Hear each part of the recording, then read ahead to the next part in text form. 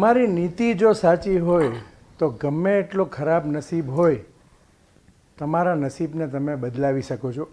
આ કોઈ પણ ગ્રંથની અંદર તમે જુઓ, આ મેસેજ તમને મળે. જનરલમાં કોઈ પણ ગ્રંથ તમે ઉપાડી લ્યો, ચાહે એ ગીતા હોય, મહાભારત હોય, રામાયણ હોય, ફક્ત નીતિ તમારી જો સાચી હોય, તમે કંઈક સારું કરવા માંગતા હોય તો તમારા ભાગ્યને તમે પલટાવી શકો છો. એ શક્તિ તમારામાં છે. નમસ્કાર દર્શક મિત્રો, હું છું આપની સાથે પ્રભાત અને BS9 વિશેષમાં આપ સૌનું ખૂબ ખૂબ સ્વાગત છે.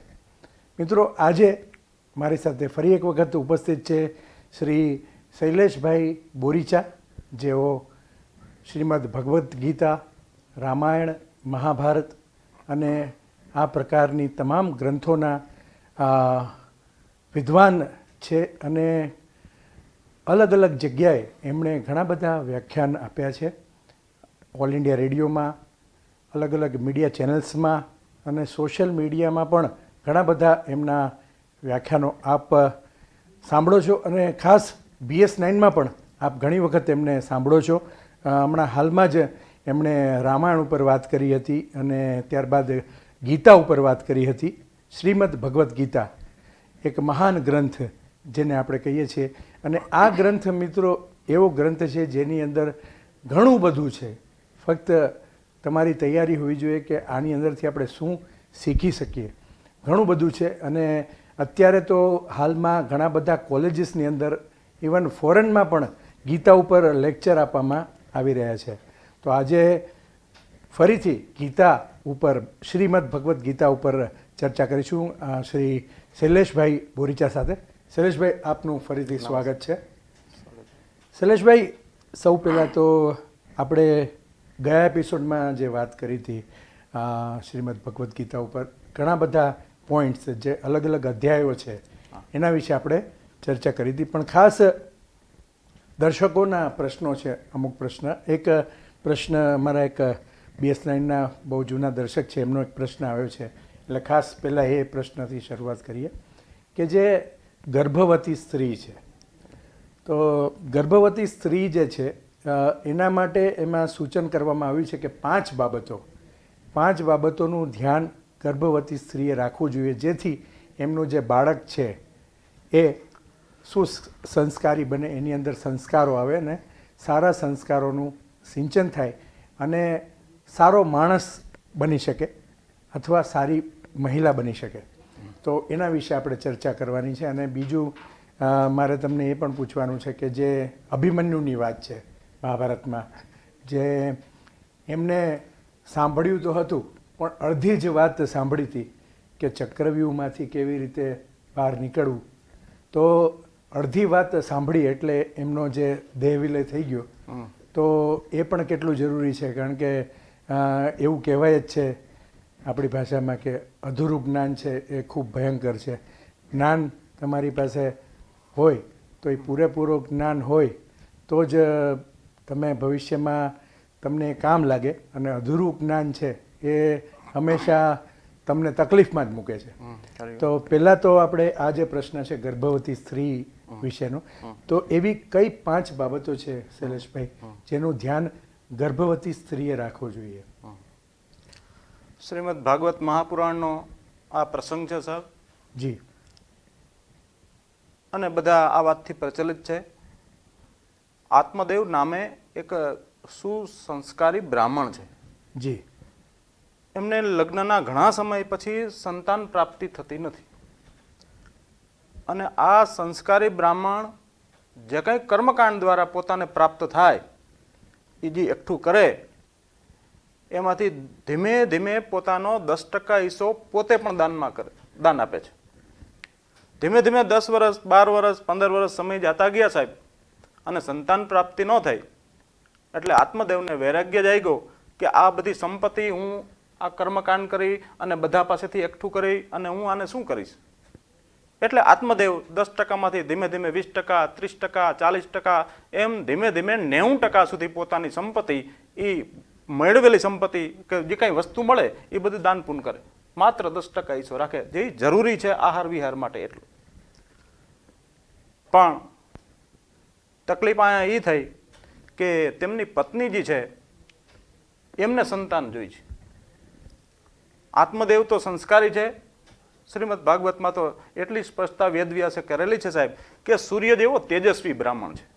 સૂર્ય જેમ તપે અને દરેક વનસ્પતિને ખોરાક મળે, દરેક વનસ્પતિ એનાથી પ્રફુલ્લિત થાય અને મંડે તરત એની બધી વિધિ કરવા, એ રીતે આત્મદેવ બ્રાહ્મણ છે, સંસ્કારી છે, પવિત્ર છે, સૂર્ય જેવું તેજસ્વી છે. પરંતુ પત્નીની માંગને કારણે સંતાન માટે થઈ અને પોતે તપશ્ચર્યા કરવા ચાલ્યો જાય છે કે હું પરમાત્મા પ્રાપ્તિ થાય એટલે હું ભગવાન પાસે એક પુત્ર માગીશ. આ બધાથી શ્રીમદ ભાગવતના પ્રસંગથી બધા પરિચિત સાહેબ. અને તે તપ કરવા જાય છે, જંગલની અંદર બેસે છે અને હજી તો તપની શરૂઆત કરે છે ત્યાં એક બીજા બ્રાહ્મણ દેવ આવે છે જે બાજુમાં સ્નાનાગાર નદી એમાં પાણી પીવા માટે પ્રયાસ કરે છે અને આત્મદેવ એના પગમાં પડી જાય છે કે તમે કોઈ ઋષિમુનિ લાગો છો, મારી એક તપસ્યાનું સમાધાન કરો, મારે પુત્ર જોઈએ છે અને મારી પત્નીની પણ માંગ છે. સાધુચરિત બ્રાહ્મણ છે સાહેબ. આત્મદેવને જોઈ અને સ્પષ્ટતા કરે છે કે તારા કપાળના લલાટ પ્રમાણે હું જોઉં છું તો તારા ભાગ્યમાં સંતાન નથી, તારા પ્રારંભમાં સંતાન સુખ છે નહીં. તું હવે એની ખેવના છોડી દે, ઈશ્વર ઉપર છોડ. જે કંઈ પરમાત્માએ મને તમને આપ્યું હોય એમાં સંતુષ્ટ રહી તો જ પરમાત્મા વધારે રાજી થાય છે. આપણા પ્રારબ્ધ અનુસાર પરમાત્મા આપણને આપે જ છે. પરંતુ આત્મદેવની માંગમાં સાધુના સમજાવવા છતાં આત્મદેવ સમજતા નથી કે નહીં મારે તો પુત્ર જોઈએ જ છે. ત્યારે બ્રાહ્મણ છે સાહેબ, દયાના સાગર હોય, સાક્ષાત પૃથ્વીલોકના તો દેવ ગણાવ્યા છે. મૃત્યુલોકમાં પૃથ્વીલોકનો કોઈ દેવ હોય તો પેલા બ્રાહ્મણને કીધો છે એટલે પોતાના જભામાંથી એક ફળ આપે છે આત્મદેવને કે એ બ્રાહ્મણ આ ફળ તું હવે ઘરે વહી જા અને તારી પત્નીને આ ફળ તું આપી દેજે, એનાથી એને સુસંસ્કારિત પુત્ર જન્મશે. આત્મદેવ રાજી થઈ જાય છે, ભાવવિભોર થઈ જાય છે. હું તમને વાત ટૂંકમાં કરીશ કારણ કે આપણે સમય મર્યાદામાં પૂરું કરવાનું છે જી. એટલે ઘરે જઈને આત્મદેવ પોતાની પત્નીને આ ફળ આપે છે અને તું આ ફળ ખાઈ જા, તારી જે પુત્રની માંગ હતી એ પૂરી થઈ જશે. આત્મદેવ પોતે બજારમાં જાય છે બધાને મળવા કે હમણાં હું પાછો આવું છું. પત્નીનું નામ છે ધુંધુકારી અને ત્યારે બરાબર એમની બેન ત્યાં બેસવા આવેલી છે અને એવા સમયમાં વાત એવી થાય છે કે આ મારા પતિ ફળ લેવા છે, મારે પુત્ર તો જોઈ છે પણ પુત્ર જન્મની પીડા સહન કરવી નથી, ગર્ભમાં બાળક રાખવું પડે એ પીડા મારે સહન કરવી નથી.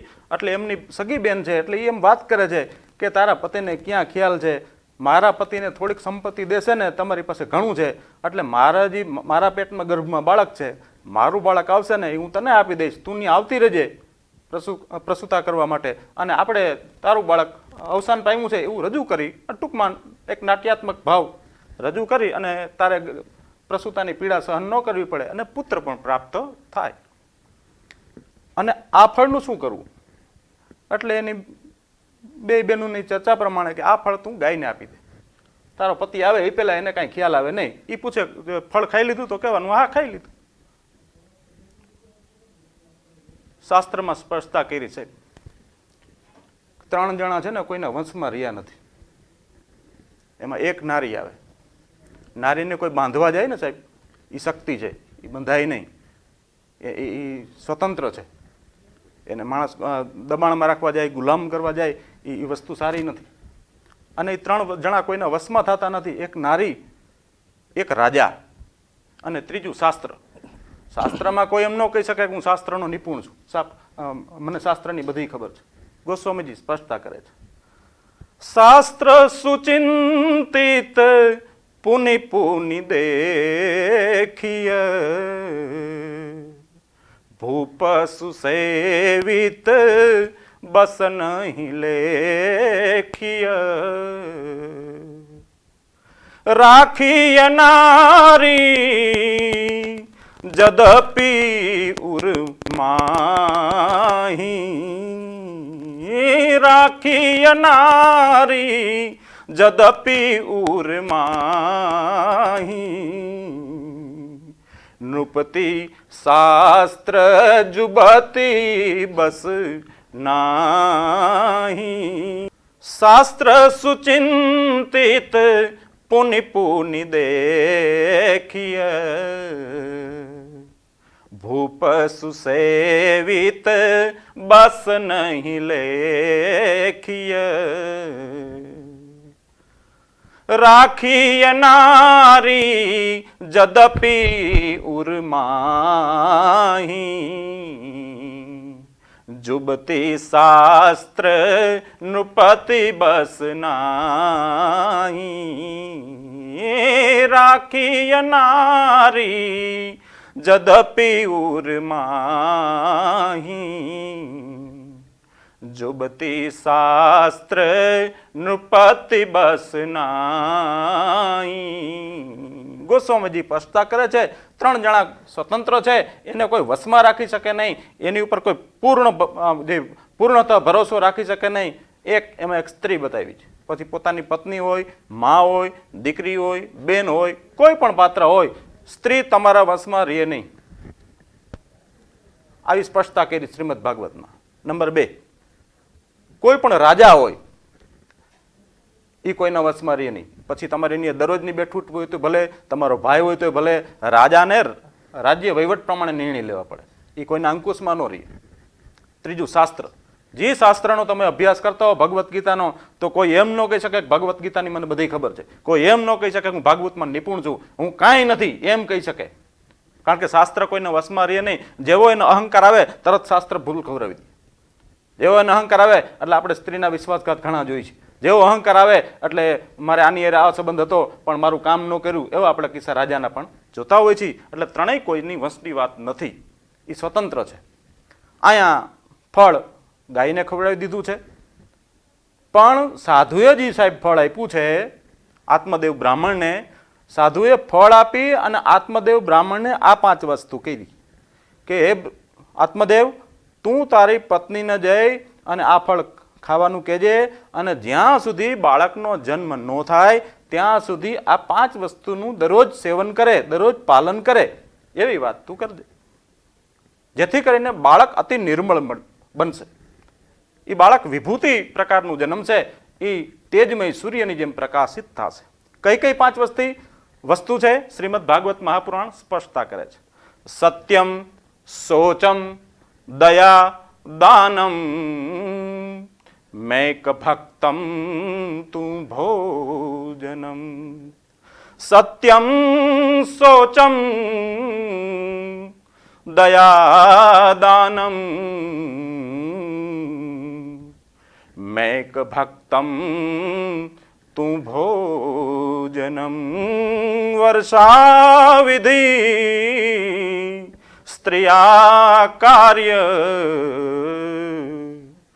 તેન પુત્રો અતિ નિર્મલ વર્ષા વિધિ સ્ત્રિયા કાર્યો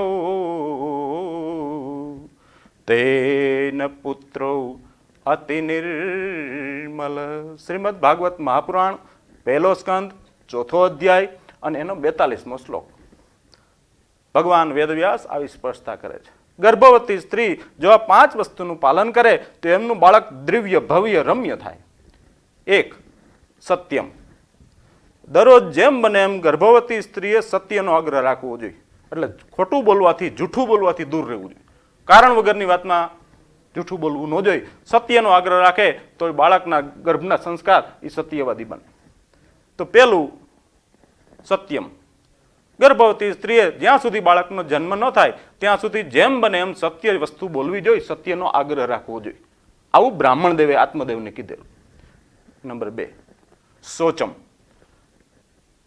જે સ્ત્રીના ઉદરમાં ગર્ભમાં બાળક છે સાહેબ એમને જ્યાં સુધી રહેવાય ત્યાં સુધી પવિત્રતાનું પાલન કરવું જોઈએ શોચમ એટલે પવિત્રતા મન વચન અને કર્મથી પવિત્ર રહેવું જોઈએ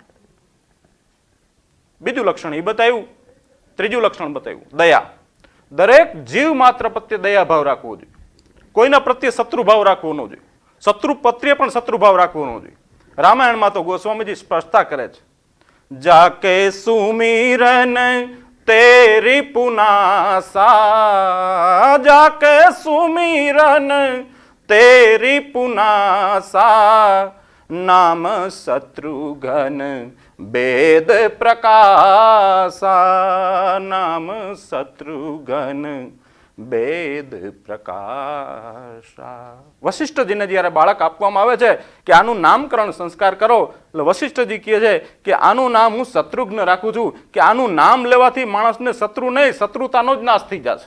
વાહ, કોઈ શત્રુ રહેશે જ નહીં, એટલે આનું નામ શત્રુઘ્ન રાખું છું, જેને કોઈ શત્રુ જ નથી, બધા મિત્ર જ છે. વાહ. એટલે ત્રીજું લક્ષણ બતાવ્યું, દરેક જીવ માત્ર પ્રત્યે દયાભાવ રાખવો જોઈએ.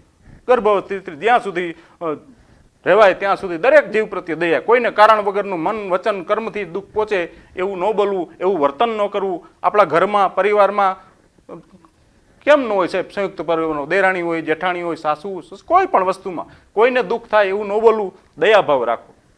નંબર 4, જે સ્ત્રીના ગર્ભમાં બાળક છે એમને પોતાને યથાશક્તિ જ્યાં સુધી બાળકનો જન્મ ન થાય ત્યાં સુધી દાન કરવું.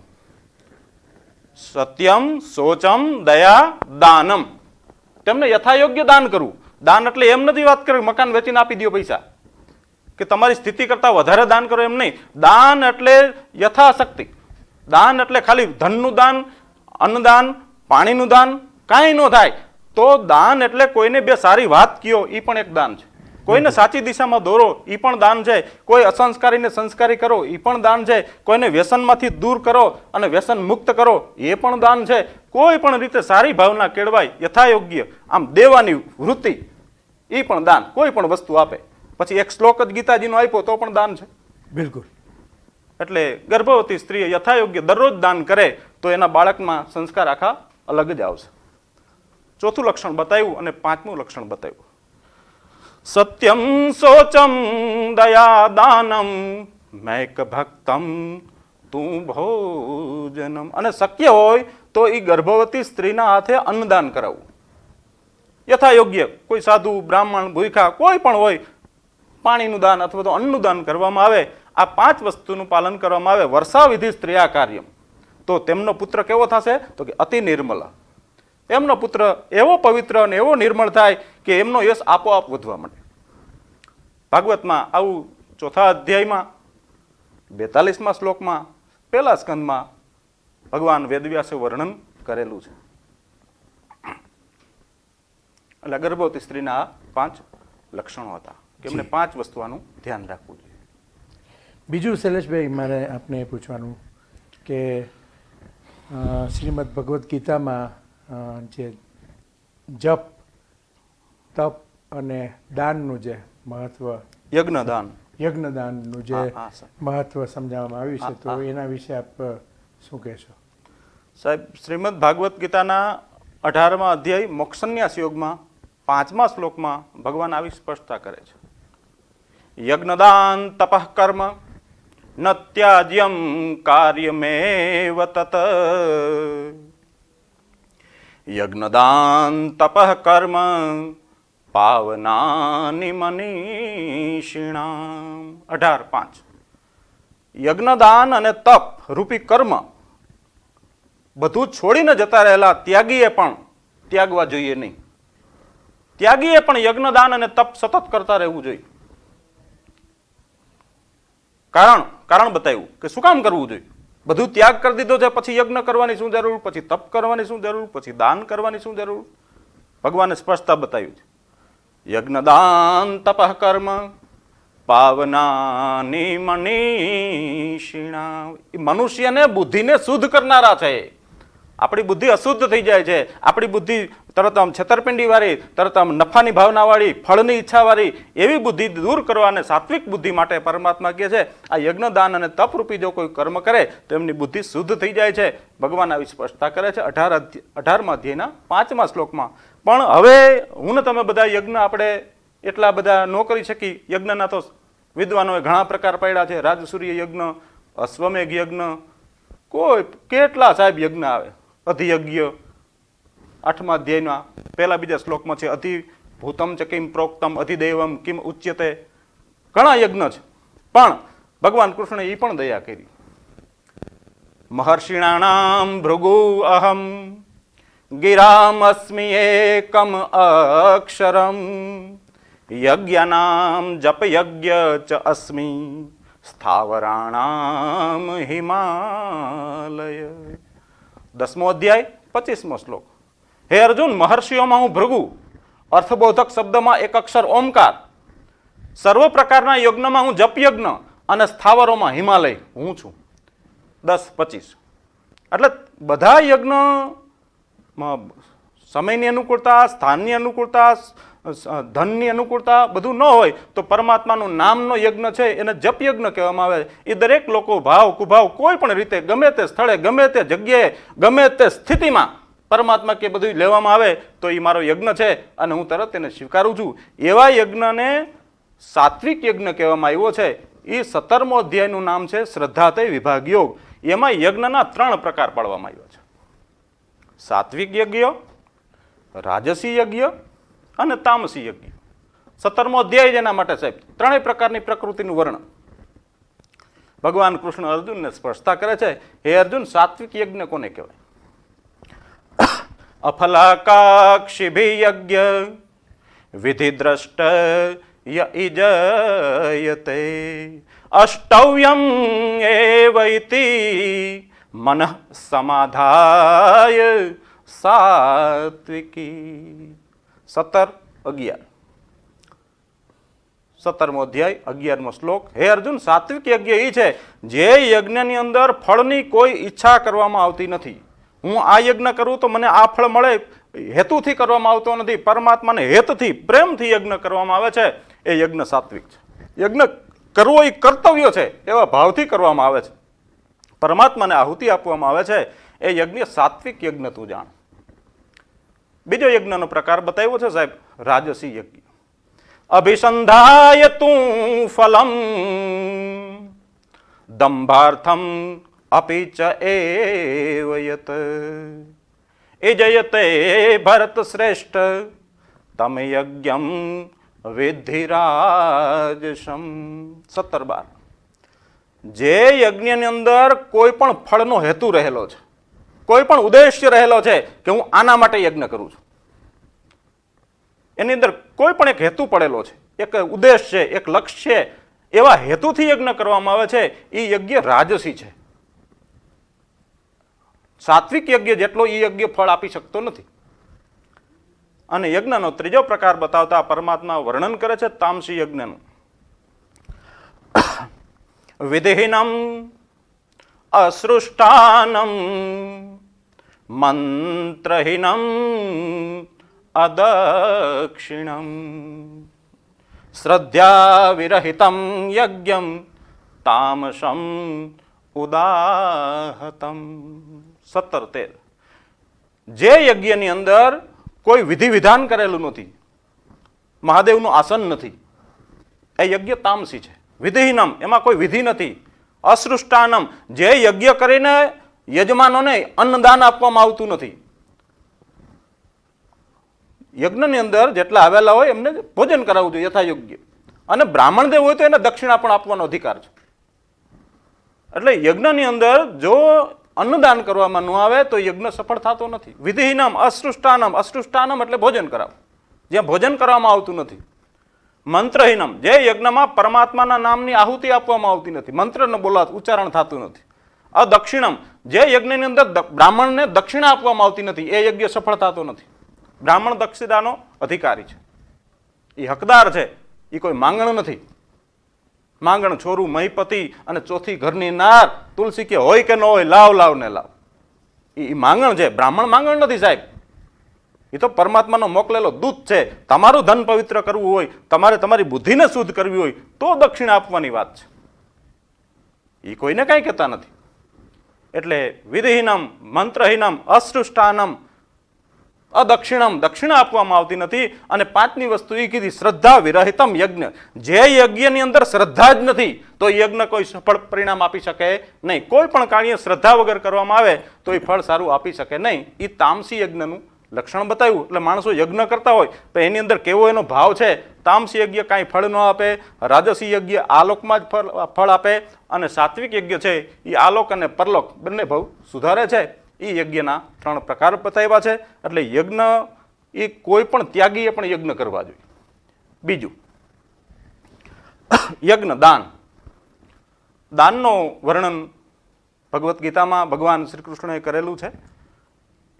શુક્રાચાર્ય અને આપણા મહાન શંકરાચાર્ય આ બધાએ દાનના જુદા જુદા પ્રકાર પાડેલા છે. તુલસીદાસજીએ તો એની પરિભાષામાં એટલું બધું કહી દીધું કે કોઈ પણ રીતે દાન કરવામાં આવે તો એ શુભ જ છે, કોઈ પણ રીતે.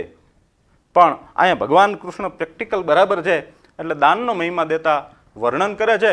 દાન જુદા જુદા 3 પ્રકારના અર્જુન છે, એને તું મારી પાસેથી સાંભળ. શ્રેષ્ઠ દાન કયું છે તો કે સાત્વિક દાન એ શ્રેષ્ઠ ફળ આપનારું છે. સાત્વિક દાનનો મહિમા ગાતા ભગવાન કૃષ્ણ બોલે છે, દાતવ્યમ ઇતિ યત દાનમ દીયતે અનુપકારિણે. દાતવ્યમ ઇતિ યત દાનમ દીયતે અનુપકારિણે.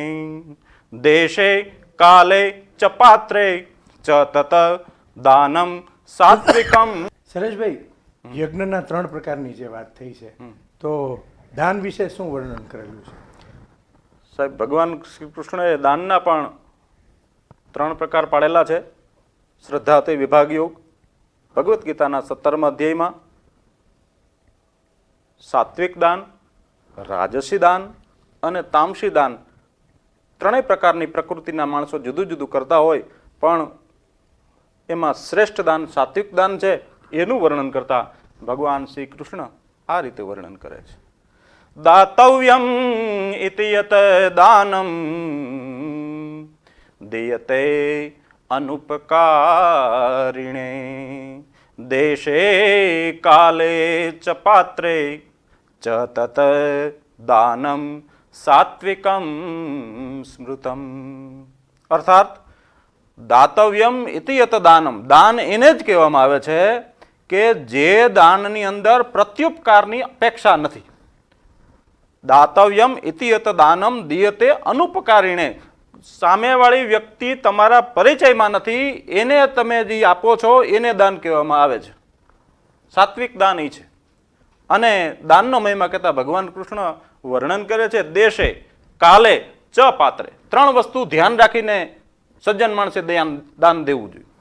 એમાં એક, દેશ પ્રમાણે દાન દેવાય. કયો દેશ છે, એમાં કઈ જરૂરિયાત છે, કાળ જોવાય કે સમય કયો છે, અને પાત્ર કેવું છે, એ પ્રમાણે દાન દેવાય. દાખલા તરીકે આપણી ભારતીય ભૂમિ છે તો આપણો દેશ પ્રમાણે વસ્ત્રો આપણે દેવા હોય તો આપણા દેશના જે પહેરવેશ પ્રમાણે વસ્ત્રો આપવામાં આવે તો એ દેશ પ્રમાણે દાન છે. કાળ પ્રમાણે, એટલે કોઈ બપોરે ભૂખ્યો હોય તો એને ભોજન આપો તો એ કાળ પ્રમાણે દાન છે. અથવા તો કોઈ વર્ષા ઋતુ હોય તો એને તમે છત્રી કે રેનકોટ આપો તો એ દાન કાળ પ્રમાણે છે. જો એને તેને સ્વેટર આપવામાં આવે તો એ દાન બરાબર ફળ આપનારું નથી ચોમાસામાં. અને ત્રીજું, પાત્ર પ્રમાણે આપવામાં આવે. ગંગા સ્થિતિ તો અમારે ન્યા કીએ, કુપાત્રની આગળ વસ્તુ નવ રેડીએ પાનબાઈ. એ પછી ભલે ને હોય મોટો ભૂપ. પાત્રતા જોઈને દાન દેવું જોઈએ. ટૂંકમાં દેશ, કાળ અને પાત્ર પ્રમાણે દાન આપવામાં આવે. અને દાનની અંદર પ્રત્યુપકારની કોઈ અપેક્ષા નથી. સામેવાળી વ્યક્તિ બીજી વખત ભેગી થવાની નથી. સામેવાળી વ્યક્તિ બીજી વખત ભેગી થાય તો ઓળખી શકે નહીં એવું જે અદ્રશ્ય પ્રકારનું દાન આપવામાં આવે એ ભગવાન કૃષ્ણ કહે છે એ સાત્વિક દાન છે. એ અસંખ્ય ગણું ફળ આપનારું છે, પણ એના માટે ધીરજ ધારણાની જરૂર છે. એ સાત્વિક દાન બતાવ્યું 17મો અધ્યાય 20મા શ્લોકમાં સ્પષ્ટતા કરી.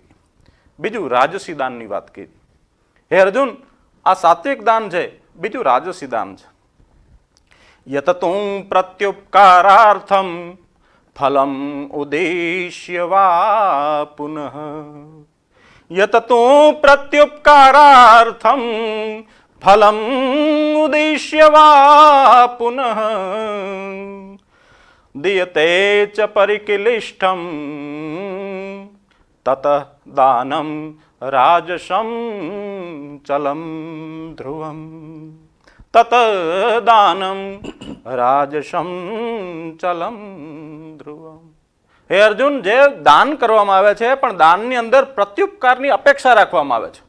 દાનની અંદર હું આમ કામ કરું તો મારું આમ થાય, હું 1 લાખ રૂપિયા છાપામાં દાન આપું તો મારો છાપામાં ફોટો આવે, હું પંખામાં દાન આપું તો અમારે 3 પેઢીનું નામ ફરે, હું રૂમ બનાવું તો મારી બાનો ફોટો રાખું તો આના દીકરાએ દાન કર્યું એ ખબર પડે, એ ફળની અપેક્ષા છે, મારા વખાણ થાય, મારી કીર્તિ વધે, મારી પ્રતિષ્ઠા વધે, એવા ભાવથી દાન આપવામાં આવે છે. એ રાજસી છે. એ અહીંયા ફળ આપે છે, ઉપર ફળ આપી શકતું નથી. અહીંયા વાહવા થાય, અહીંયા મોટાઈ થાય, અહીંયા માન સન્માન મળે, એ અહીંનું દાન છે. ત્રીજા પ્રકારનું દાનનું વર્ણન કરતા ભગવાન કૃષ્ણ બોલે છે કે ત્રીજું તામસી દાન છે. હે અર્જુન, જુદા જુદા પ્રકારના હું તારી પાસે દાનની વાત કરું છું, આમાંથી શ્રેષ્ઠ દાન તારે પસંદ કરવાનું છે. એક સાત્વિક દાનની વાત કરી, બીજી રાજસી દાનની વાત કરી, અને ત્રીજી દાનની વાત કરતા ભગવાન કૃષ્ણ વર્ણન કરે છે. જે દાન અદેશ કાલે અપાત્રેભ્ય ચ દીયતે અસત્કૃતમ અવજ્ઞાતમ તત તામસમ પરિચક્ષતે. 17-22. હે અર્જુન, અદેશ કાલે, કોઈ દેશકાળ જોયા વગર દાન કરવામાં આવે, ખાલી દાન દેવાના હેતુથી, માત્ર પોતાની બળાઈ માટે, પોતાના વખાણ કરવા માટે, અદેશ કાલે અપાત્રેભ્ય એટલે કુપાત્રને દેવામાં આવે, જેની પાત્રતા નથી એને દાન દેવામાં આવે, જે લાયક નથી એને દાન દેવામાં આવે, તો એ દાન તામસી દાન કહેવાય છે. અને અસત્કૃતમ, ઘણી વખત દાન દેવામાં આવે પણ તિરસ્કારથી દાન દેવામાં આવે, ધૂતકારીને દાન દેવામાં આવે. જેમ કોઈ વેવાય વેલા ભેગા થયા હોય અને પછી કોઈ આવે સમાજના લોકો અને પછી એને આપે, જાઓ જાઓ જલ્દી હાલ્યો, આ તમને આપી દીધા, એ અસત્કૃતમ, એનો તિરસ્કાર કરવામાં આવ્યો. દાન દેવાની પાછળ સામે વેવાઈને ખરાબ ન લાગે, સગાને ખરાબ ન લાગે, એવો હેતુ છુપાયેલો છે. એ તામસી પ્રકારનું દાન છે. એ 17-22 સ્પર્શતા કરી છે. રાજસી દાન છે એ 17-21 સ્પર્શતા કરી છે. અને સાત્વિક દાન છે એ 17-20 સ્પર્શતા કરેલી છે. આમ દાન 3 પ્રકારનું ભગવાને વર્ણન કરેલું છે. શૈલેષભાઈ, બીજું મારે આપને એ પૂછવાનું હતું કે જે પ્રારબ્ધની વાત કરે છે, તો શ્રીમદ ભાગવતમાં પ્રારબ્ધના કર્મોની વાત કરી છે કે ભાઈ પ્રારબ્ધના જે કર્મો છે એ તમારે ભોગવવા પડે છે, પણ આપણને તો ખ્યાલ હોતો જ નથી કે કયા પ્રકારના કર્મો આપણે કરીને આવ્યા છીએ. તો એ જાણવું હોય તો એનો કોઈ ઉલ્લેખ છે કે કેવી રીતે જાણી શકાય, એવું કંઈક વર્ણન ખરું? સ્પષ્ટતા કરે છે ભગવાન કૃષ્ણ કે કર્મણિવાધિકારસ્તૈ મા ફલેષુ કદાચન તે કર્મ ફલ હેતુ ભૂમા તે સંગોસ્તવ કર્મણિ. આ તો કર્મનો સિદ્ધાંત કીધો જ, પણ કર્મની અંદર તમે એના વિસ્તારપૂર્વક એની ચર્ચામાં જાઓ તો કર્મ 3 પ્રકારના પડે છે. 3 પ્રકારના કર્મ હોય છે. એક કર્મને સંચિત કર્મના નામે ઓળખવામાં આવે, એક કર્મને પ્રારબ્ધ કર્મ ઓળખવામાં આવે, અને એક કર્મને ક્રિયમાણ કર્મ તરીકે ઓળખવામાં આવે. આમ કર્મના 3 પ્રકાર. આપણે 3 કર્મ કરેલા હોય, એક સંચિત કર્મ, 2 પ્રારબ્ધ કર્મ અને 3 ક્રિયમાણ કર્મ. સંચિત કર્મ એવું છે કે બેંકમાં બેલેન્સ હોય તો આપણે ચેક રોકડા ઉપાડી તો ઉપડે, વિડ્રો થાય. 5 લાખ પડ્યા હોય તો 4 લાખ ઉપડે, 4,95,000 ઉપડે, પણ 5 લાખ હોય તો 6 લાખ ન ઉપડે. સંચિત કર્મ એવું છે, પૂર્વ જન્મનું જમા થયેલું કર્મ ફળ આપે, એટલે આપણને એમ થાય કે મેં આ કર્યું, મને ફાયદો થયો. કોઈ વસ્તુની ખરીદી કરે ને એમાં સીધા 2,000 રૂપિયા વધે એટલે એમ થાય મેં લીધું ને એટલે 2,000 વધ્યા, મને ખબર જ હતી આ લઈશ એટલે વધશે. પણ એનું સંચિત કર્મ પાક્યું હોય એટલે એની મગજમાં બેસે કે આ લઉં, એ જે એનો મિત્ર હોય એને મગજમાં ન બેસે. એટલે સંચિત કર્મ છે એ જમા થયેલું છે, એ આ જન્મમાં ફળ આપે છે. ઘણી વખત વ્યક્તિનો કાંઈ દોષ ન હોય તેમ છતાં દુઃખી હોય, ઘણી વખત કાંઈ ન હોય તેમ છતાં એને કારણ વગરના કજિયા થતા હોય. કારણ કે પૂર્વજન્મના કર્મ છે એ સંચિત છે. એ સંચિત કર્મ એને યોગ્ય સમય આવતા, શાસ્ત્રમાં તો એવું વર્ણન છે સાહેબ, કર્મ છે ને એ પડછાયાને જેમ પીછો છોડતું નથી. જેમ વ્યક્તિ પોતાના પડછાયાથી દૂર જઈ શકે નહીં, એમ એનું કર્મ એ ગમે ત્યાં જાય. ગીતાજીમાં તો ભગવાન કૃષ્ણ આપણી ગામડી ભાષામાં સ્પષ્ટતા કરે કે મારું લખેલું ફોગટ ન થાય, ચાહે દેશ છોડીને પરદેશ જાય. અહીંથી કોઈ અમેરિકા વ્યો જાય તો એ પડછાયોથી આગો ન જઈ શકે, એમ વ્યક્તિ કર્મથી બાકાત રહી શકે નહીં. એટલે સંચિત કર્મ એ પૂર્વજન્મનું જમા થયેલું કર્મ એ યોગ્ય સમયે ફળ આપે છે. અને એટલા માટે નરસિંહ મહેતા કહેતા કે રાયને રંક કોઈ દ્રષ્ટે આવે નહીં. જો બધાને શ્રીમત થવું છે પણ બધા શ્રીમત થઈ શકતા નથી, બધાને સુખ સુવિધા જોઈ છે, બધા થઈ શકતા નથી. ભવન પર ભવન છત્ર દાખે, હું કરું એ જ અજ્ઞાનતા, સકટનો ભાર જેમ શ્વાન તાણે, નિપજે નરથી તો કોઈ ના રહે દુખી, અને પછી આ શત્રુ મારીને સૌ મિત્ર રાખે, રાયને રંક કોઈ દ્રષ્ટે આવે નહીં, ભવન પર ભવન છત્ર દાખે. તો આ માણસ ગીતો જો હાલતું હોય ને, નિપજે નરથી તો કોઈ ના રહે દુખી, તો કોઈને દુખી રહેવું જ નથી, બધાને સુખ સુવિધા જોઈ છે, પણ બધાને મળી શકે નહીં. કારણ કે સંચિત કર્મ એનું ફળ આપે ત્યારે જ એને કર્મનું ફળ મળે છે. બિલકુલ. બીજું, પ્રારબ્ધ કર્મ. વ્યક્તિ જન્મે એટલે એનું પ્રારબ્ધ ભેગું સાથે લઈને આવે છે. પ્રારબ્ધ અનુસાર એને જે કર્મ કરેલા છે એ જેમ જેમ પ્રારબ્ધ શરૂ થતું જાય, જેમ જેમ એ ક્રિયામાં આવતો જાય, જેમ કે પહેલા ધોરણના બાળકને કદાચ 10મા ધોરણનું ભણાવવામાં આવે તો એ કોઈ કાળે સમજી શકે નહીં. કદાચ કોઈ એમ કે ભાઈ 1 લાખ રૂપિયા ફી છે, અમે એને ફ્રીમાં ભણાવશું, પણ પહેલા ધોરણમાં જે બાળક ભણે છે એને 10મા ધોરણનો અભ્યાસ એ મગજમાં બેસશે નહીં, કારણ કે એનું પ્રારબ્ધ હજી પાક્યું નથી. એ 10મા ધોરણમાં આવે એટલે 5 વર્ષ, બીજા 15 વર્ષની આયુષ્ય થાય ત્યારે 10માનું એને જો કોઈ ભણાવવામાં આવે તો પ્રારબ્ધ અનુસાર એને ફળ મળે. એટલે પ્રારબ્ધ પાકે ત્યારે જ ફળ આપે.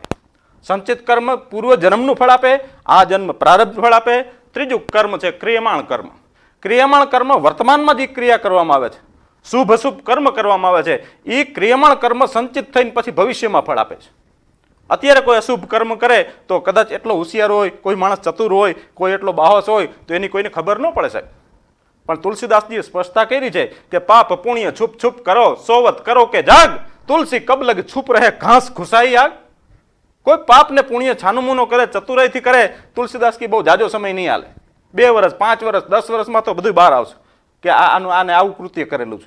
એટલે અત્યારનો જે કર્મ કરવામાં આવે છે એને ક્રિયમાણ કર્મ કહેવાય. અને ક્રિયમાણ કર્મમાં શુભ કર્મ કરે તો એનું શુભ જ ફળ આવે, અશુભ કર્મ કરે તો એનું કોઈ દિવસ શુભ ફળ આવી શકતું નથી. એટલે આ 3 પ્રકારના કર્મની ભગવાને ચર્ચા કરી છે. યજ્ઞ, દાન અને ત્રીજી વાત કરી દઉં તપની. ભગવાન કૃષ્ણ જે વાત કરી છે કે હે અર્જુન, મારા તપ પણ 3 પ્રકારના છે. એક તપ સાત્વિક તપ, બીજું તપ રાજસી તપ, અને ત્રીજું તપ છે એ તામસી તપ છે. સાત્વિક તપનું વર્ણન કરતા ભગવાન શ્રી કૃષ્ણ 17મા અધ્યાયના 17મા શ્લોકમાં આવું વર્ણન કરે છે. શ્રદ્ધ્યા પરયા તપ્તતમ ત્રિવિધમ નરે, અફલાકાક્ષિભિયુક્તે સાત્વિકમ પરિચક્ષતે. શ્રદ્ધ્યા પરયા તપ્તતમ ત્રિવિધમ નરે, અફલાકાક્ષિભિયુક્તે સાત્વિકમ પરિચક્ષતે. 17. હે અર્જુન, મારું તપ પણ 3 પ્રકારનું છે, અને એ તપમાં તપ્તતમ તપ એટલે તપમાં 3 પ્રકાર પડે છે. સાત્વિક તપમાં, સાત્વિક તપ આને કહેવાય કે શરીર દ્વારા તપ થાય, વાણી દ્વારા એટલે જીભ દ્વારા જે તપ થાય, અને મન દ્વારા. આ 3 પ્રકારના તપ ભેગા થાય એને સાત્વિક તપ કહેવાય. હવે એ 3 પ્રકારના તપ ક્યાં ક્યાં એની પણ ભગવાન કૃષ્ણએ બરાબર સ્પષ્ટતા કરી. આ કોઈ અડધુડિયું કોઈ વાત કરતા જ નથી. ભગવાનની વાત બહુ સ્પષ્ટ હોય છે, અને શાસ્ત્રમાં પણ નિયમ છે સ્પષ્ટ વક્તા સુખી ભવ. જે ચોખ્ખું બોલે છે, સ્પષ્ટ બોલે છે, એ કાલાંતરે એને સુખ મળે જ છે.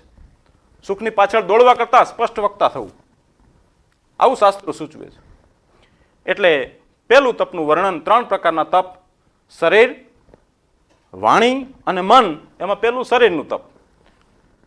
દેવ દ્વિજ ગુરુ પ્રાગ્ય પૂજનમ શોચમ આજર્વમ બ્રહ્મચર્યમ અહિંસા ચ શારીરમ તપ ઉચ્યતે. 17-14.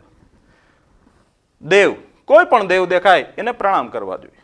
દ્વિજ, કોઈ પણ બ્રાહ્મણ હોય એનું કર્મ જોયા વગર એને પ્રણામ કરવા જોઈએ. ગુરુ, આપણા કરતા ઉંમરમાં કોઈ પણ મોટો હોય એ ગુરુ તુલ્ય છે. મા ગુરુ તુલ્ય, પિતા ગુરુ તુલ્ય, આચાર્ય ગુરુ તુલ્ય. અને ગુરુનો મહિમા વર્ણન કરતા ભગવાન એટલી વાત કરે છે, પોતા કરતા કોઈ પણ મોટા અથવા તો જેની પાસેથી તમે કોઈ પણ વસ્તુ શીખા, જેની પાસેથી કોઈ પણ પ્રેરણા મેળવી, એ ગુરુ તુલ્ય છે. દેવ, દ્વિજ, ગુરુ, પ્રાજ્ઞ, ચોથું પ્રજ્ઞાવાન પુરુષ, જે આપણા કરતા વિશેષ જાણે છે, એ પૂજનીય છે. એને મનથી પ્રણામ કરવા. આપણને જોતા જ ખ્યાલ આવી જાય કે આ માણસ પવિત્ર છે, સ્ત્રી પુરુષ એની સાથે કોઈ લેવા દેવા નથી, તો એ પૂજનીય છે. એ શરીરનું તપ બતાવ્યું. દેવ, દ્વિજ, ગુરુ, પ્રાજ્ઞ, પૂજનમ, શોચમ, આજર્વમ. જે માણસમાં સરળપણું હોય, બધી શક્તિ હોવા છતાં, વૈભવ હોવા છતાં, સામર્થ્ય હોવા છતાં, જે દરેકની સાથે હળીમળીને રહે છે, કોઈ એના તવંગર કે ગરીબનો કોઈ ભેદ રાખતો નથી, જે બધા સાથે સરળ મુક્ત જીવન જીવે છે, એ પૂજનીય છે. એ સરળ જીવન છે. બ્રહ્મચર્યમ, જે બ્રહ્મચર્યનું પાલન કરે છે, અથવા તો બ્રહ્મમાં રચો પૈચો રહે છે. બ્રહ્મને નરસિંહ મહેતા તો એમ કે છે કે બ્રહ્મ લટકા કરે બ્રહ્મની પાસે, જે બ્રહ્મ તુલ્ય બ્રહ્મની વાતો કરે છે, પરમાત્મા મય છે. અહિંસા, જેનામાં અહિંસાનો ગુણ છે, જે કોઈને નુકસાન પહોંચાડવા માંગતો નથી, કોઈને લેસ માત્ર ઠેસ પહોંચે એવું ઈચ્છતો નથી, એ શરીરનું તપ બતાવ્યું છે 17મા અધ્યાયના 14મા શ્લોકમાં. હવે વાણીનું તપ, કે વ્યક્તિએ જીભમાંથી કઈ કઈ વસ્તુ બોલવામાં ધ્યાન રાખવું જોઈએ. વક્તાએ આ સ્પષ્ટ લાગુ પડે. જેને બોલવું છે એને આટલી વસ્તુનું ધ્યાન રાખવું જોઈએ સાહેબ. 5 વસ્તુ બતાવી છે. અનુદ્વેગ કરમ વાક્યમ, સત્યમ પ્રિયહિતમ ચ યત, સ્વાધ્યાય અભ્યસનમ ચ એવ, વામિયમ તપઃ ઉચ્યતે. સ્વાધ્યાય અભ્યસનમ ચ એવ, વામિયમ તપઃ ઉચ્યતે. 17-15. અનુદ્વેગ કરમ, ગુજરાતીમાં ટૂંકમાં કહું તો ઈર્ષા અને અદેખાઈ મુક્ત વાણી બોલવી જોઈએ. જેને બોલવું છે એને કોઈ પણ વાત કરે તો ત્યાં કોઈ બેઠું છે, કોઈ સાંભળે છે, કોઈ જ્ઞાતિભાવ, કોઈ ધર્મભેદ, એવી ઈર્ષા મુક્ત વાણી બોલવી જોઈએ. કોઈને દુઃખ થાય એવી વાણી બોલવી ન જોઈએ. બીજું, અદેખાઈ મુક્ત વાણી બોલવી જોઈએ. ઘણા બોલતા હોય એની પાછળ ઈર્ષા છુપેલી હોય, ઘણા બોલવાની પાછળ અદેખાઈ હોય, બીજાને નીચા પાડવાની વૃત્તિ હોય, એવી વાણી ક્યારેય સફળ પરિણામ આપી શકે નહીં.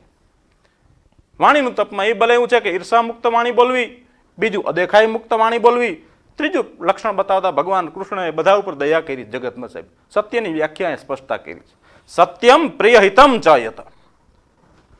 ભગવાન કૃષ્ણ એમ વાત કરે છે કે જેને વાણીથી બોલવું છે, સારું બોલવું છે, એને સત્યનો આગ્રહ રાખવો જોઈએ. અને સત્યની વ્યાખ્યા કરતા ભગવાન કૃષ્ણ એમ કે છે સત્ય એને કહેવાય જેની અંદર 2 વસ્તુ છુપાયેલી હોય. એક, સત્ય એને કહેવાય કે જે તમે સત્ય બોલો એ સામેવાળાના હિતમાં હોવું જોઈએ. એનાથી સામેવાળાને કંઈક ને કંઈક ફાયદો થતો હોવો જોઈએ. અને પ્રિય સત્યની પણ વાત. અને સત્યમ પ્રિય હિતમ ચ યત. બીજું, સત્ય એને કહેવાય કે તમે જે બોલો એ સામેવાળાને પ્રિય લાગવું જોઈએ. ઘણી વખત માણસો કહેતા હોય કે હું સાચું બોલું છું ને એટલે હું કડવો લાગુ છું, કે હું સાચું કહું છું ને એટલે કોઈને ગમતો નથી. પણ એમાં ઈર્ષા ભાવ, એની અંદર ઈર્ષા ન દેખાય, તું ભેળવીને બોલસ સાહેબ. નહીતર સત્ય કડવું છે જ નહીં. સત્ય મધુર હોય, મીઠું જ હોય, નહીતર તો સત્યનો આટલો આગ્રહ ન હોય. આ ગાંધીની કૂચ આટલી બધી થાય નહીં, સત્યના પ્રયોગો લખાય નહીં સાહેબ. જી, કોઈ અમલ કરી જોવે તો ખબર પડે. જી. સત્યમ પ્રિય હિતમ ચ યત. સામેવાળાને પ્રિય લાગે એવું સત્ય, સામેવાળાને હિતમાં માટેનું બોલવામાં આવે એ સત્ય, તો એ વાણી ફળે છે. અનુદ્વેગ કરમ વાક્યમ સત્યમ પ્રિય હિતમ ચ યત. ચોથું લક્ષણ બતાવ્યું, સ્વાધ્યાય. વ્યક્તિએ દરરોજ સ્વાધ્યાય કરવો જોઈએ. જેને ભજતા હોય ને, જેની ઉપર શ્રદ્ધા હોય ને, પણ એને દરરોજ યથાયોગ્ય સ્વાધ્યાય આવવો જોઈએ. નિપુણ થઈ ગયો એવો ભાવ ક્યારે રાખવો જોઈએ નહીં. સ્વાધ્યાય કરે તો એ વાણીનું તપ બતાવ્યું છે. અભ્યસનમ, અને એને જે વસ્તુમાં રુચિ હોય એનો નિત્ય નિરંતર અભ્યાસ કરવો જોઈએ. અભ્યાસ દ્વારા જ બધી વસ્તુ સુગમ, સુલભ અને સરળ થાય છે. ભગવદ્ ગીતામાં તો અર્જુન જ્યારે આવું પ્રશ્ન પૂછે છે કે હે કેશવ, મારું ચિત્ત તમારામાં ચોટતું નથી, એટલે ભગવાન એમ કે તું મારા નામનો અભ્યાસ કર. અથ ચિતમ સમાધાતુમ ન શક્નોષિ મયે સ્થિતમ, અભ્યાસ યોગેન તતઃ મામ ઇચ્છ આપતુમ ધનંજય. ભગવદ્ ગીતા 12મો અધ્યાય 9મો શ્લોક. હે અર્જુન, અહીંયા ધનંજય શબ્દ પ્રયોગ વાપરો છે. કારણ કે જે ધન એકઠું થયું હતું ને, એ એટલું સમૃદ્ધ હતું, એટલું ધન હતું કે એ ધનથી કેવો યજ્ઞ કરીને તોય ધન ખૂટે એમ નહોતું. અને એ બધું અર્જુન દ્વારા પ્રાપ્ત થયું છે. એટલે ભગવાન શ્રી કૃષ્ણ એક અર્જુનનું નામ રાખેલું છે ધનંજય. હે ધનંજય, તું નિત્ય નિરંતર મારા નામનો અભ્યાસ કર. એ અભ્યાસ ધીમે ધીમે ટેવમાં પરિણમશે, ટેવ ધીમે ધીમે સુટેવમાં પરિણમશે, અને સુટેવ છે ને તને મારા સાક્ષાત્કાર સુધી પહોંચાડી દેશે. એટલે દરરોજનો અભ્યાસ, એ વાણીનું તપ બતાવ્યું. એટલે વાણીના તપમાં આવા 5 કારણો બતાવ્યા કે ઈર્ષા મુક્ત વાણી બોલવી, અદેખાઈ મુક્ત વાણી બોલવી, વાણીમાં સત્યનો આગ્રહ રાખવો, દરેક વાણી બોલનારે સ્વાધ્યાય કરવો, અને દરેક વાણી બોલનારે દરરોજ પરમાત્માના નામનો અભ્યાસ કરવો. 17, 15માં ચર્ચા કરી, અને 17, 16માં ભગવાન મનના તપની વર્ણન કરે છે. મન પ્રસાદ સૌમ્યતમ મૌનમ આત્મવિનિગ્રહ. મન પ્રસાદ સૌમ્યતમ મૌનમ આત્મ વિનિગ્રહ. ભાવ સંશુદ્ધિ ઇત્યેતપ માનસમ તપ ઉચ્યતે. ભાવ સંશુદ્ધિ ઇત્યેતપ માનસમ તપ ઉચ્યતે. 17, 16 મનના તપની વર્ણન ભગવાન વાત કરતા કહે છે મન પ્રસાદ. વ્યક્તિનું મન પ્રસન્ન હોવું જોઈએ, અને પ્રસન્નતા ત્યારે જ મળે જે વ્યક્તિ બીજાને કંઈક આપતા શીખે. જ્યાં સુધી લેવાની ભાવના છે ત્યાં સુધી વ્યક્તિ પ્રસન્ન રહી શકતો નથી. પ્રસન્નતા માટે બીજાને આપવાની કંઈક ભાવ છુપાયેલો હોવો જોઈએ. મન પ્રસાદ, જેનું મન પ્રસન્ન છે. સૌમ્યતમ, જેનું મન રુજુ છે, સરળ છે, બધું સ્વીકારવા તૈયાર છે, સત્યનો આગ્રહી છે, એ સૌમ્ય બતાવ્યું. મન પ્રસાદ સૌમ્યતમ મૌનમ.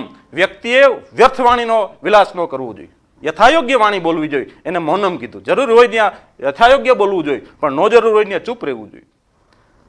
મૌનમ આત્મવિનિગ્રહ. દરેક પોતાની ઇન્દ્રિયો પર સંયમ હોવો જોઈએ, અંકુશ રાખવાની વૃત્તિ, આત્મવિનિગ્રહ. અને 5મું લક્ષણ બતાવ્યું ભાવ સંશુદ્ધિ. મનથી ભાવ સારો હોવો જોઈએ, મનમાં કોઈ પ્રત્યે કુભાવ, દુર્ભાવ, અભાવ ન રાખવો જોઈએ. મન પ્રસાદ સૌમ્યતમ મૌનમ આત્મવિનિગ્રહ ભાવ સંશુદ્ધિ ઇત્યેતપ માનસમ તપ ઉચ્યતે. 17મા અધ્યાયના 16મા શ્લોકમાં આવી સ્પષ્ટતા કરી, અને શરીર, મન અને વાણીના તપની ભગવાને વર્ણન કર્યું છે. આ ત્રણેય પ્રકારના તપને હે અર્જુન સાત્વિક તપ કહેવામાં આવે છે. બીજું તપની વર્ણન કરી કે રાજસી તપ. બીજું રાજસી તપ કહેવાય છે. આ સાત્વિક તપ છે. સત્કારમાન પૂજાર્થમ દંભેન ચ એવ યત. સત્કારમાન પૂજાર્થમ દંભેન ચ એવ યત ક્રિયતે તદીહ પ્રોક્તમ રાજસમ ઉદાહતમ. હે અર્જુન, જે તપ સત્કાર માટે કરવામાં આવે, મને માન મળે એના માટે કરવામાં આવે, મારી પૂજા થાય એના માટે તપ કરે, પણ કઠોર તપ કે મારું નામ રહી જાય, કે હું અષ્ટાંગ યોગ કરતો હતો, હું આ સિદ્ધિ કરતો હતો, એવી કોઈ પણ સત્કાર માટે મારું માન સન્માન વધે, એ હું પણ આનો ભાવ સાથે કરવામાં આવે, એ તપ રાજસી તપ કહેવાય છે. જેની અંદર દંભ પડેલો છે, મારું આમ થાય, મને માન મળે, મારી પૂજા થાય, મને ગળામાં હાર પહેરાવે, આવી ભાવના પડેલી છે, એને રાજસી તપ કહેવામાં આવે છે. એ ભગવાને 17મા અધ્યાયના 18મા શ્લોકમાં વર્ણન કરેલું છે. અને છેલ્લે ભગવાન તામસી તપનું વર્ણન કરતા ભગવાન શ્રી કૃષ્ણ કહે છે અર્જુનને, મૂઢગ્રાહેણ આત્મનો યત પીડિયા ક્રિયતે તપ. મૂઢગ્રાહેણ આત્મનો યત પીડિયા ક્રિયતે તપ અસત્કૃતમ અવજ્ઞાતમ તામસમ ઉદાહતમ. 17-19. જે તપ મૂઢતાપૂર્વક કરવામાં આવે છે, જે તપ હઠપૂર્વક કરવામાં આવે છે, અને જે તપ પોતાના શરીરને કષ્ટ આપીને વગર કારણે તપ કરવામાં આવે છે, ઘોર તપ કરવામાં આવે છે, એ તપને તામસી તપ કહેવામાં આવે છે. એ તપ કોઈ સારું પરિણામ કે સારું ફળ આપનારું નથી. આવી તપની 3 પ્રકારની ભગવાને ચર્ચા કરી છે. એટલે યજ્ઞ, દાન અને તપ એ દરેકને કરવા જોઈએ, પણ રામાયણમાં તો તપનું વર્ણન કરતા ગોસ્વામીજી સ્પષ્ટતા કરે. તપનું પરિણામ કેવું હોય, તપ શું ફળ આપે, તપના કારણે શક્તિ કેવી વધે, બાલકાંડમાં ગોસ્વામીજી વર્ણન કરે છે. તપ બલ બ્રહ્મા પ્રપંચુ રચાવા, તપ બલ વિષ્ણુ સકલ જગ તાતા, તપ બલ શંભુ ધરહી મહિભારા, તપ બલ શેષુ ધરહી મહિભારા, તપ બલ શંભુ કરહી સંહારા, તપ બલ શેષુ ધરહી મહિભારા,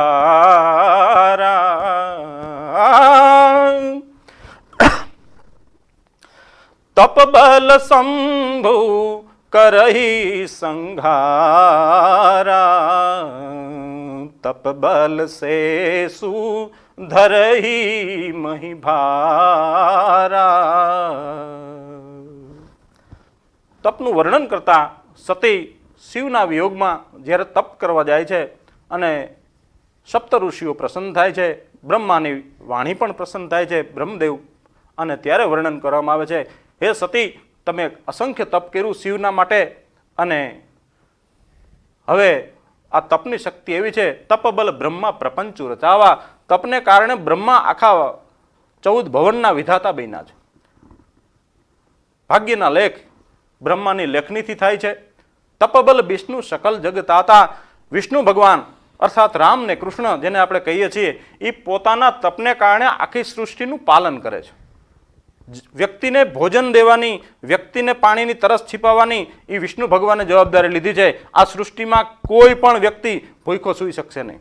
એને ન ખાવું હોય અથવા તો એ વાત બીજી થઈ ગઈ, પણ પરમાત્માએ જવાબદારી પોતાના તપને કારણે લીધી છે. જલચર, થલચર, નભચર કોઈ પણ ક્ષેત્રે આ સાહેબ ગૌશાળા હાલે, ધર્મશાળા હાલે, આ ક્ષેત્ર અન્ન ક્ષેત્ર હાલે, એ પરમાત્માની કૃપા વગર કેમ ચાલે?